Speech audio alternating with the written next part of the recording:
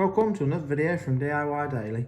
Just got a really short video today showing you how to replace the key fob battery in this Audi A4 key. Pretty much the same procedure applies for all these this style Audi key. I'm just going to show you programming it to the car as well once you replace the battery.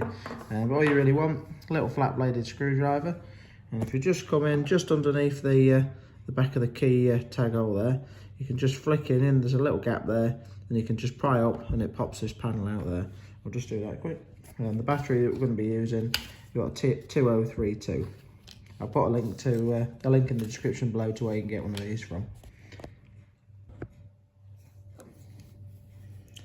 I've got it there, and just in the hole at the back, just simply flick under there, and that'll just pop up, and you can just flick it out.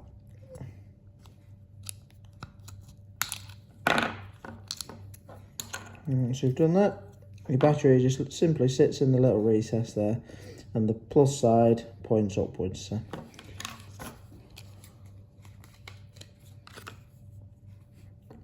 And that, simply pop the new one into place.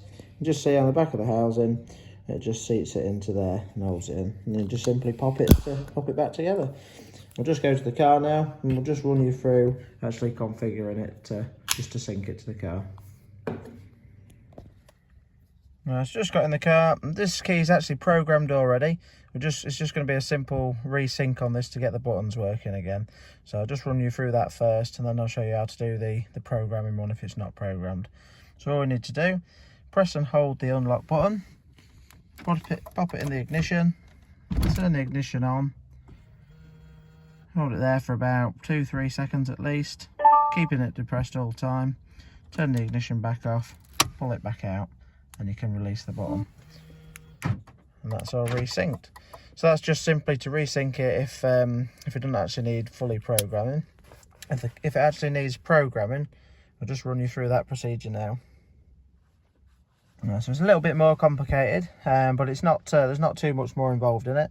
I'll put the procedure in the description below as well, just to run you through that.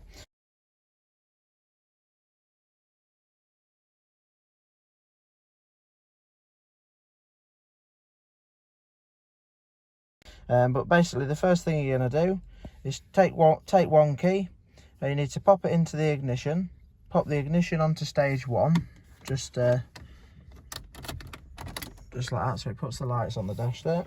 Once you've got the lights on the dash, put the driver's window down, just a precautionary really, just if you have any issues the window's open. And then if you exit the car and close the door, and then with the second key from the outside, lock the doors by turning the key in the keyhole, not using the remote. Then take the first key that you want to program, press the unlock button, the lights will flash once, wait another 10 seconds, press the unlock button, and the doors will unlock. And that's the first transmitter key programmed.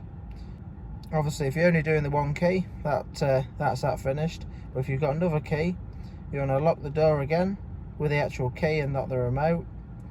Press the unlock button 2 times with a 1 second interval in between. The lights will flash with each button for a total of 2 flashes. Wait 10 seconds and then press the unlock button, and the doors should unlock. And that's your second transmitter programmed. But yeah, if you check out the description below, I'll put all that in writing as well. So. Yeah, hope the video helped. If it did, give it a quick thumbs up and subscribe to the channel. Thanks for watching, and we'll see you next time.